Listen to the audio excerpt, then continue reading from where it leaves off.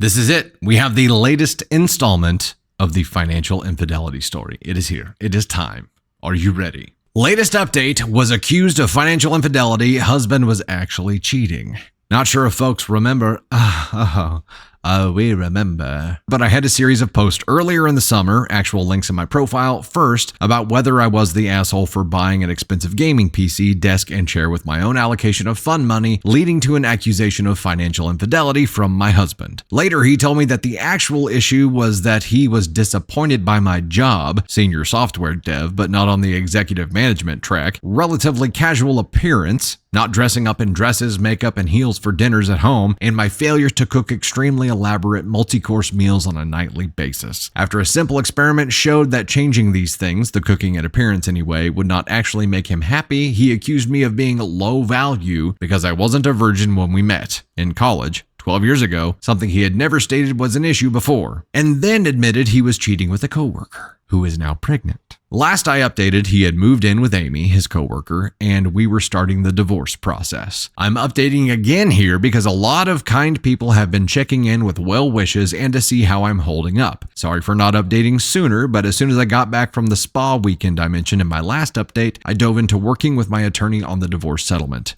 And I didn't think it wise to put my business on the internet, however, anonymously, with the legal issues up in the air. The good news is that we were able to come to an agreement pretty quickly, and everything is now executed. Just waiting for the court date, which could take another couple of months, but my lawyer says the agreement is airtight. It wasn't quite as favorable as most of you all lovely folks probably would have wanted for me, but I was highly motivated to get it done fast. I did get everything that really mattered to me. First, the house I inherited from my grandmother is 100% mine, along with all the furnishings and other effects in the house. My own retirement accounts and my fund money account are all mine as well. Otherwise, I did have to give him 75% of the other cash assets. Although he wasn't on the title for the house, he did contribute substantially to the large renovation we did, as well as to upkeep since then. And the house appreciated very substantially in the years since we moved in. It's fine as I still have plenty of money, especially as I'm quite frugal most of the time and can rebuild cash savings quickly. Our agreement also states that neither of us has a claim on each other's past, present, or future earnings. So in case something happens and he loses his job before the court date, I won't be liable for any alimony. This is actually overall a very good deal for me and gives me a lot of security. In case anyone is wondering how we got this done so quickly, our state allows divorce on mutual consent grounds, which basically allows for a quick divorce without a legal separation period if the parties come to an agreement about all of the finances/assets. Given that Amy is pregnant, my soon-to-be ex, let's call him Joe, yes, like the psychopath in the show You, was also very motivated to not drag this out. Now for the real dirt of this update. Last weekend, shortly after all of our papers were signed,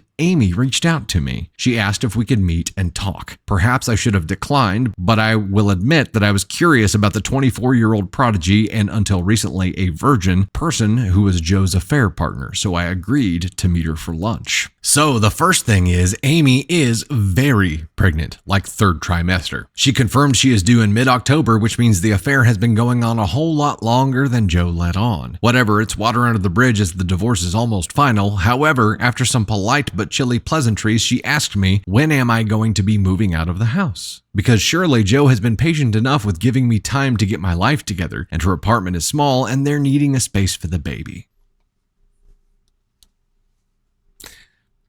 OP gets to keep the house, remember. Amy doesn't know this, apparently. What? I told her she must be mistaken as the house is mine, inherited from my grandmother, but asked her what else has Joe told her about me and our marriage. And lie after lie, Joe's lies, that is, tumbled out of her mouth along with crumbs of the real story. These gems include, well, it was true that she and Joe met at work, but it was about a year ago when they were both interviewing for the executive training program they are now in. Amy said, though, that they first became friends before getting together romantically. Apparently, Joe told her that he was legally married, but that we have been separated in spirit and living separate lives since 2020. But he didn't want to kick me out and make me homeless during the pandemic because I didn't make much money and we live in an HCOL. Joe told Amy that we met in our early 20s when he was mentoring me in a GED prep program, that I was a high school dropout who was struggling with addiction, and essentially that he rescued me, helped me get clean, tutored me for my GED, and had been supporting me since gradually working on college classes. He told Amy I was working on prepping for an IT career and was currently making $45K as a help desk technician, and that he wanted to make sure I could at least afford a studio apartment. He also told Amy that we had separated because I had relapsed and he couldn't have a meaningful relationship with a drug addict. Ugh. All of this is lies. My entire history of drug use is occasionally sharing a joint in college, maybe 4 to 5 times total. Never anything harder. It is true that Amy was a 24-year-old virgin prodigy. She seemed dismayed that Joe had told me that, though, at least the virgin part. Said it wasn't a moral issue, she really was just focused on school and work and didn't make time to date. And that generally, guys her age seemed mostly interested in casual hookups, especially the younger finance bro types, and she wasn't interested in that, but that Joe took the time to get to know her and was actually interested in a meaningful relationship. I asked her if the pregnancy was planned. She said no, of course not, but it was a miracle because Joe had a vasectomy, so they took that as a sign that they should keep the baby. No, Joe did not have a vasectomy. As we were planning to be a child-free couple, I suggested it a couple of times over the years. He firmly stated he didn't want to alter his body like that, so he left birth control as my responsibility. So it really does seem that Amy is pretty blameless here. I mean, those of us who have been around the block would likely know not to believe a guy who claims to be separated but is still legally married and living with his wife, but without her having any dating or relationship experience, I can see where she would have taken him at his word about everything. After all, I didn't know anything was amiss with Joe until a couple of months ago, and I was married to him. Of course, Amy didn't want to believe me, and I don't blame her for that either. After all, she's been in a relationship with Joe for close to a year and is 7+ months pregnant with his baby, who is coming soon, ready or not. I couldn't immediately refute everything she said, but showed her a couple of things. First, a picture of me in my late teens with my grandmother in front of my house, and also my LinkedIn profile, which shows my current job and education. I told her to do what she wanted with the info and to please stay safe and take care of herself, and then said my goodbyes. Yes, it was all very odd and unexpected and surreal. Sorry this is so long, but figured those following my tale would be interested in this turn. I'm not sure if I will update again, maybe in a year or so when I have truly processed everything with lots of therapy and I'm hopefully on to living my best life. As for Joe and Amy, it's up to them to find whatever their path is. I do hope she wises up and leaves him, but I'm sadly not confident about that. I'm sure he will be able to spin all of this in his favor because that's what he does, but I also can't make it my problem anymore. Amy's in some real danger here. At least OP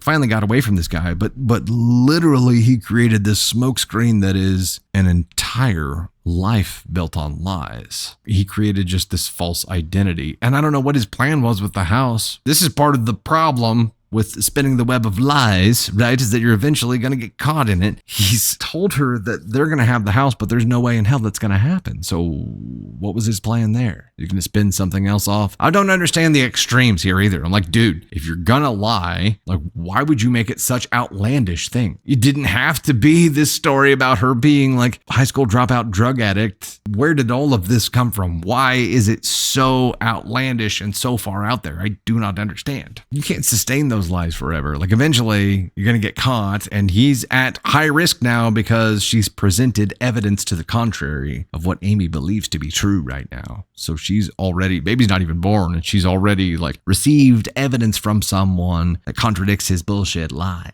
And yeah, she's probably not going to do anything with it because it is her first relationship and because she's scared shitless right now. And doing this alone would be a big leap from first relationship to single mom. I get it, but it's going to end up there eventually because he's going to do this again. He's going to do it to her. He's going to do this to someone else because he's going to get bored. It's going to happen again. But at least OP is now free of it all and can move on. The story has had 37 updates, not that many, but a lot. This seems like some closure for her, so good for her. And I'm happy that she went through, and even though it's not final yet, at least has the agreement sealed down on both sides. Everybody's accepted it at least, and she is happy with where she is going to be. So she's happy. She knows that this chapter of her life is closed. She's moving on to something completely different now. Good for her. But holy shit, Amy, wake up, girl. OP and Joe were in an intentionally child-free relationship, and now Amy's pregnant. This guy is a pathological liar and a narcissist, Do you want that person around your kids? I think that's where Amy is going to have to start thinking now. At some point, she's going to have to start thinking, look, this guy's dangerous. Do I really want him around my child? It's his child too now, which complicates it much further, but eventually she's going to have to start thinking in that direction.